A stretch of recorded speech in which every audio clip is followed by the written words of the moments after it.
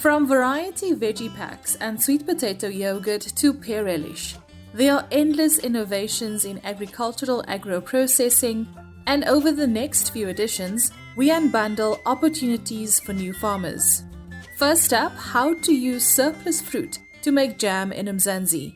Jam manufacturer Nigel Jacobs chats to us about the nitty-gritty of processing fruit. Drumroll please for a brand new campaign with Netafim, a global leader in irrigation solutions, promoting sustainable agricultural practices. We welcome Adriaan de Lange, their managing director, to introduce Netafim and why precision irrigation is key for new farmers. In our Agripreneur 101, we meet baby Masuge, founder of BSMS Chili House. Her passion for entrepreneurship drives her, and she has her eyes set on opening her own store, specializing in chili sauces in the future. Our book of the week is Do It Today: Overcome Procrastination, Improve Productivity, and Achieve More Meaningful Things by Darius Faru. And our farmer tip of the week comes from Untitled Chapter, agronomy lecturer at Elsenburg Agricultural Training Institute in the Western Cape. This is Farmers Inside Track, supported by Food from Mzansi. Inspiration for your business and life. From South Africa's farmers and agripreneurs. Hey, I'm Mzansi, and welcome to episode 135 of Farmers Inside Track. I'm your host, Dawn Numdu. Now we kick off with that promise guide to processing fruit to make jam in Mzansi. Nicole Ludolf chats to jam manufacturer Nigel Jacobs. Over to you, Nicole. Thank you so much, Dawn. Nigel, can you tell us a bit about the process of sourcing raw materials and supplies when you're an agro-processor? In our experience, what we did was we worked in industry for many years, and we connected and networked with the right suppliers. And we also researched and assessed whether the suppliers can supply our demand in the long term from a zero base to, let's call it, a forecasted quite a high or medium high usage. And it's all around just making sure that you familiarize yourself with the suppliers. Your suppliers are reputable, and your suppliers are also the direct manufacturers or the direct importers of the raw material or supplies. You don't want to buy from a third-party agent or multiple third-party agents because they just add margin and costs, and in the end you're paying too high. Your price that you pay for the raw material supplies are too high. So our advice would be take your time and familiarize yourself with the suppliers, get to know them. It's also best if you worked with them before when you are still working for a company. Build the relationship, and then after that, you select your suppliers to work with you. In our experience, the suppliers are reluctant to give new businesses any credit terms. So make sure that you have sufficient cash flow to service those suppliers. It took us about more than almost a year before the first supplier gave us 30-day terms. So we had to build a track record of cash upfront. The product is delivered a few days later. We use it, and then we need to generate cash again before we can make our next purchase. Under the current circumstances, suppliers are very reluctant to just give out 30-day terms without a clear-cut record. What about the storage aspect of agro-processing?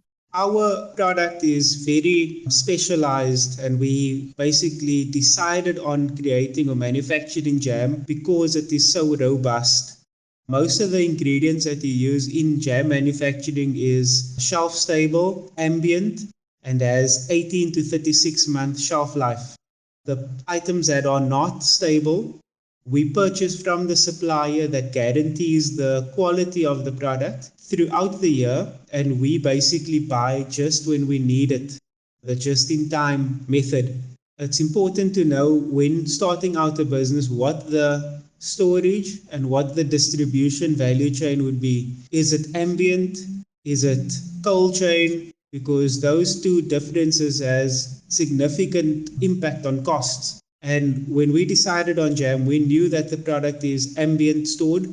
There's no refrigeration. The only time you refrigerate is once the consumer has opened it. And with that, it took out significant costs and cost saving for us. Wherever you can ensure that your supplier carries the storage and you use as you require, the risk is then with the supplier and not with you. How difficult is it to export fruit product? Do you need any specific licenses or specifications? So we started exporting 6 months after we started our production.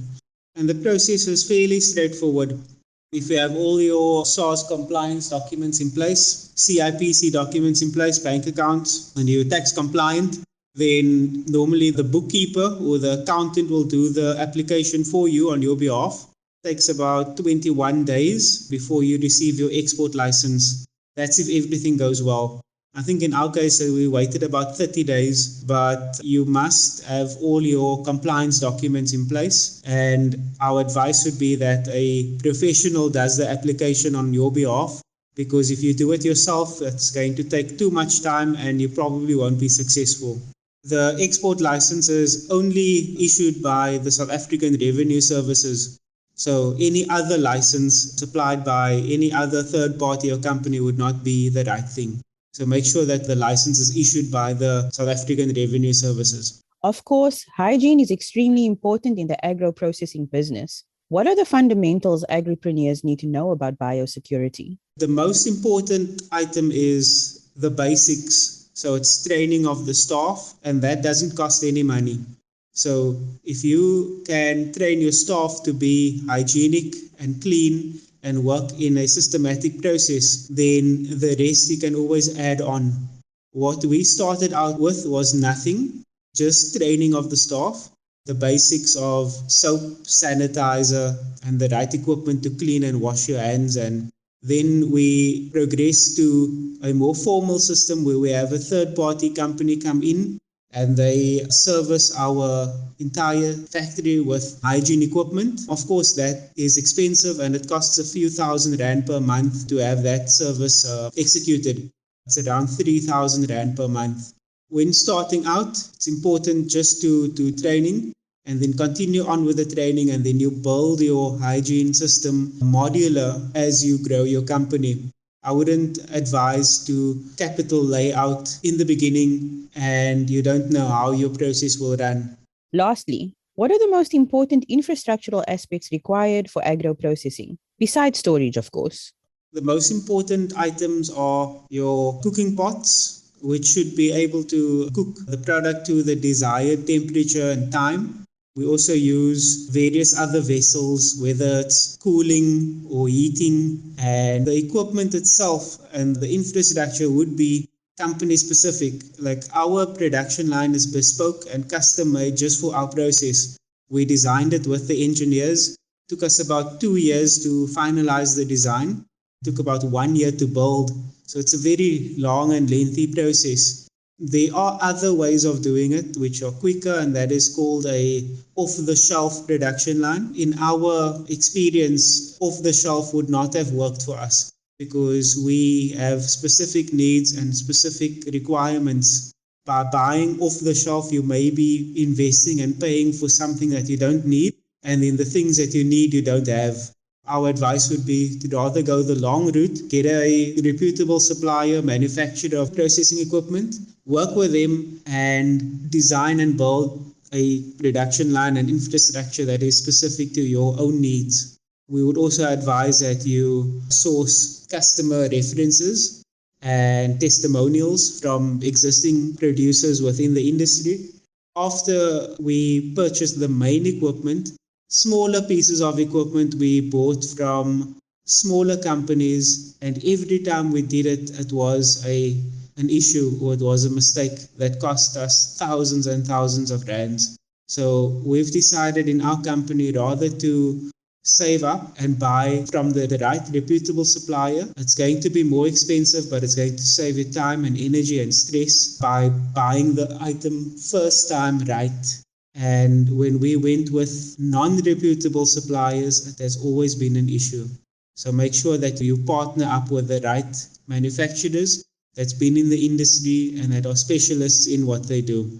Thanks, Nicole. and great having you here again on Farmers Inside Track. Jam manufacturer Nigel Jacobs. You can of course read more about his agribusiness on Food for Mzansi.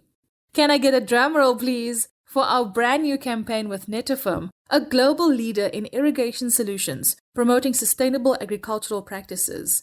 We welcome Adriaan de Lange, their managing director, to tell us more about Netafim and why precision irrigation is key for new farmers.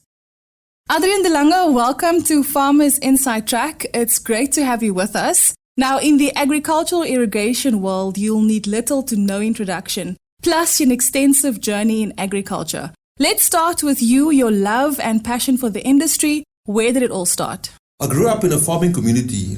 I lived in Ladysmith in KwaZulu-Natal, and my wife's parents used to farm in Weenan, which is close by. So I spent a lot of time on the farm.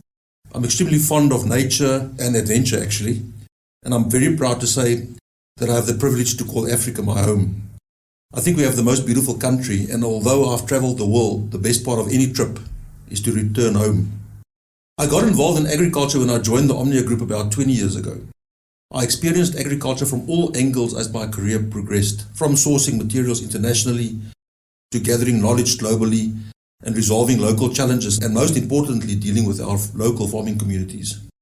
Agriculture developed significantly over the decades as growers must adapt to local and global challenges and competition. In doing this, agriculture has become high-tech, and it provides the role players the opportunity to get involved in the latest technology and research, to make a real and sustainable impact on our region's food security, wealth, and overall sustainability. The progression of environmental consciousness and sustainability imperative has added another very interesting dimension and many opportunities for role players. My goal in life is to make a difference. This is a fantastic opportunity to do just that, make a difference for our future generations. It is also very much aligned with Netafim and Orbia's purpose and vision. Now, with a start like that, I'm really excited about this campaign. And over the next few weeks, Adriaan, we're going to explore the extensive smart irrigation solutions offered by the world's leading irrigation company, Netafim, that you just mentioned. Now, as the managing director, talk to us about what you offer farmers, not only in Mzansi, but also internationally. Netafim takes precision irrigation to the next level. We are the leaders and we take it seriously to lead in a responsible way. We have the benefit of a global footprint backed up by a global parent company who support our vision and our growth imperative. We have close relationship with our clients worldwide, so we know what their challenges are, and we develop products and solutions to solve exactly those challenges and problems. On the product side, we pride ourselves by our quality, and important to note that we produce a wide range of products in South Africa. Thereby, we also support the local industry. Our product basket grows and develops continuously. We have a full range of products, not just drip irrigation, but the full spectrum, including filters, fittings, digital farming, and everything else you can think of relating to precision irrigation. But it doesn't stop with products. We take responsibility to ensure that our products and solutions do the work that it should do on the farm. And we are geared to solve problems where they arise. We have a network of dealers, technical advisors, agronomists, training specialists, and lately also a fully fledged services team to support our valued client base. We also have various commercial offerings whereby we support our clients with funding for large products. Now, that's a pretty large footprint, not only locally, but also worldwide. Now, why do farmers turn to you? I think trust, reliability, knowledge, but most importantly, the access to the latest technology and thinking. Our clients can always rely on us to assist them with backup and support and technical knowledge. We have been operating in this market for 30 years, and we would like to still contribute in another 30 years' time. Our longevity is based on this type of reliability and relationships. Where we need to, we do not think twice to bring in specialists from across the world to solve our local challenges. I'm looking forward to connecting with more experts from the Netafim team, from agronomists to technical advisors. What can the Farmers Inside Track listener expect over the next few months? I hope that your listeners will experience a bit of the passion that exists in Netafim for precision irrigation and the role that it can play in food security and wealth creation, and how it will assist in doing all of this whilst being environmentally conscious and environmentally responsible. I'm sure all of us want to make a good living, but also leave the planet in a very good shape for future generations. I also hope that someone in your listener audience will reach out to us with business opportunities so that we can progress down our journey of promoting mass adoption of precision irrigation. I think that's definitely where I see a lot of the farmers that we engage with, shifting their thinking towards, and it incorporates a lot of your values at Netafim and what you stand for. Now, before we let you go, Adriaan, just a final message or maybe even some advice for new farmers just starting in the industry and the more established farmers in South Africa. I think that planning is probably the most important aspect of farming today. Don't be over-optimistic. Plan for unexpected challenges. Make sure your plans are resilient and that it can withstand changes in financial and physical climate. There are great companies and individuals in our region who can provide assistance in this planning process. Reach out to them. Build relationship with these enterprises and make sure that you do business with enterprises who will continue to be by your side when things go wrong, and who will stand by their products to ensure that you actually achieve the benefits that you aimed for when you invested in these products. Thanks once again for joining us, Adriaan de Lange, Netafim Managing Director. Now on to our Agripreneur 101, we meet Baby Masuge, the founder of BSMS Chili House. Her passion for entrepreneurship drives her, and she has her eyes set on opening her own store, specializing in chili sauces in the future. Now this is definitely up my alley. I love a chili sauce, guys. Now baby, where did you get the idea to start this agribusiness? I love cooking, and I did go to school for cooking, and I was on Home Channel. I was one of the Kia cook-off contestants. When you know how to cook, you always trying to balance. If I mix that with that, this is what I want to see coming out as tasting. So in the year 2020, we were so strained, locked up, didn't know what to do. Then I said, no, let me push this thing that I've been keeping it on the side. Let me just try these recipes that I've been longing to do. And I gave my family, they tasted. I was giving it to my friends, my extended family members to try. And everyone was like, wow, it's wonderful. And then I went to CEDA and I spoke to them and I explained to them that this is what I want to do. And I already had the brand name and everything. I want this to go for a nutritional and microbiological testing and the shelf life also, because I realized that now I can make a business out of this. I started having people ordering locally and we took them for testing, SABS. They came back. Now they've got their nutritional and microbiological analysis report. When you buy, you can see the report is there, your total sodium intake, what is there in the bottle. And then the shelf life, it's 1 year. And that's how the journey began. Now, I'm not only doing the chili sauce, I am packaging them. And now I've got this gift pack. Tell us more about the manufacturing and production process. I am doing them at home. And now I have even reduced the capacity because, number one, after going for HACCP training, it's even risky to do this product inside my kitchen that I'm sharing with my family. Number two, the equipment. I don't have commercial equipment. It's a home use kind of equipment. So if I have to do 100 bottles per item, it will take me a month.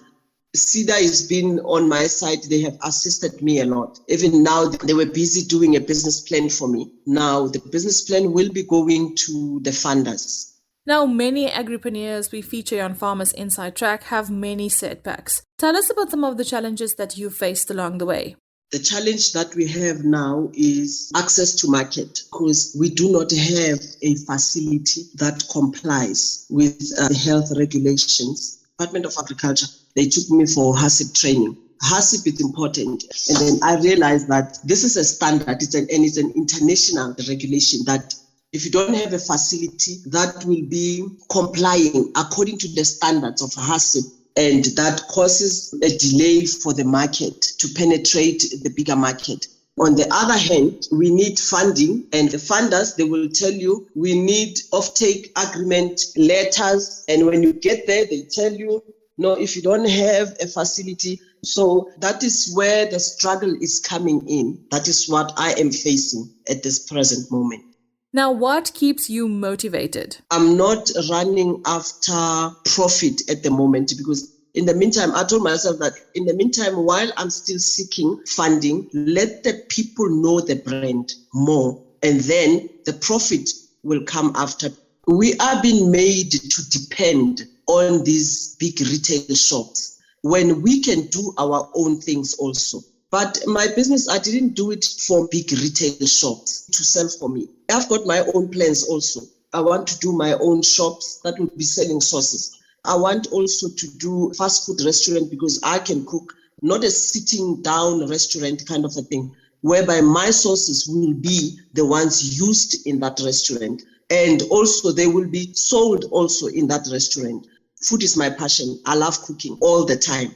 What I've learned through all these years, today I can tell you that before starting this manufacturing, I was catering, doing this, doing that. I was pushing the profit. And pushing the profit, you will push the profit, but it will never be a business. But now, I feel now I'm at the right place at the right time, doing what I've been longing to do, and also building a legacy.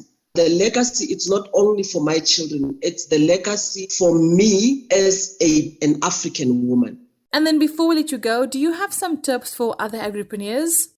Sometimes you go out there trying to hustle, but when you do things and you're not doing them in the right way, you will never, ever get anywhere. So we have to give ourselves time. I thank God for 2020 because I sat down and I realized that I've been wanting to do this, but I think this is the right time now. 2020, I even wrote a book published in India. So we need to follow the right route. I've seen people doing good things, but the regulations are not being followed. Let us not push profit. When you push profit, you think you have made it and you haven't made it. Every time when that profit ends, you have to go back. Every morning, whatever that you are doing and you have passion on, that thing wakes you up that we have to do something today. Then that is the right channel. That is the way to go. That is the way that you will get your brand out there, and then you will make your profit after that. Thanks a lot for joining us here on Farmers Inside Track. Baby Masuge, the founder of BSMS Chili House. Next up, and before we let you go, our book of the week is Do It Today. Overcome Procrastination, Improve Productivity, and Achieve More Meaningful Things by Darius Faru. The author tells us why he decided to write this book and more about how to overcome procrastination. So I used to be a master procrastinator, and especially when I was in college, I would always put off studying until the very last moment. And in the beginning of the semester, I was always very relaxed. And when it came close to the exams, I would just freak out and my stress level would skyrocket. And I would sometimes even get panic attacks. And then I would go to the store, buy a bunch of cans of Red Bulls, and lock myself up in my room and study. And as a result, I never got really high grades. And that is the risk, or that's the downside of procrastination, because it often feels good when we delay a task, right? If you have a deadline or you have to do your taxes, right? It feels good just to run away from it and say, hey, I can always do it tomorrow. But when tomorrow comes, we freak out, right? And that's not healthy for our system. And that's why I've been studying how we can improve our productivity and overcome procrastination for the past decade. And what I found is that our productivity level often demonstrates this pattern. So what happens when we start a task is we have a high level of productivity, but it dips along the way. And there is a point which I call slope of procrastination, where we start giving in to one single distraction. So even though I procrastinated in college in the beginning, I started off excited. Every new semester you had a new chance, and I started off good. My productivity was high, but along the way I gave in to distractions. A party somewhere, hanging out, playing video games, and when you get in that negative pattern, it's very difficult to get out of it. So what my strategy is all about, if you want to improve your productivity and overcome procrastination, there are a lot of things you can do. Just search Google or watch some other videos on how you can improve your productivity. But none of it is helpful if you have distractions around you. Agriculture is not just about farming. It's about caring, and that's an ideal worth preserving. Right through all departments and companies within the VKB Group, we know that farming is not just a job, it's a way of life. Let VKB help you in all aspects of the food value chain by efficiently reducing costs and optimizing value. Follow VKB on Facebook or vkb.co.za to find out how VKB can help you. VKB, for the love of the land.